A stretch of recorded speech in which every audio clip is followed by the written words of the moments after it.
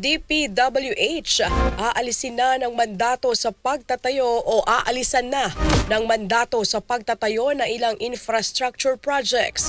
Ang kasama natin live via Zoom, si Rajuman Conde Batak. RMN Live Report!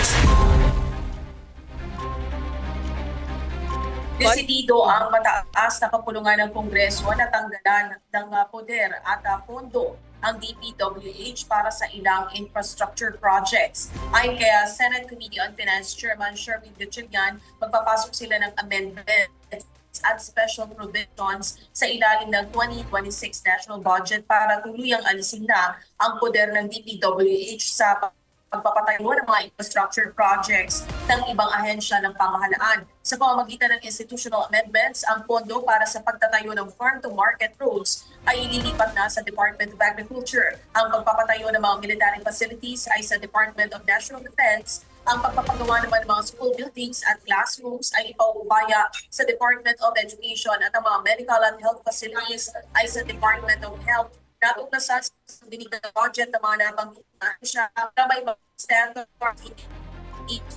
at over na proyekto na gawa ang DPWH. Maglalagay din ng Senado ng special provisions kung saan binigyan ng flexibility ang mga ahensya kung magtitiwala pa rin sa DPWH para sa pagpapatayo ng kanilang infrastruktura. Maaari rin ibaba sa mga LGU sa mga proyekto at makipag-partner sa mga private sector sa ilalim ng PPP o Public-Private Partnership.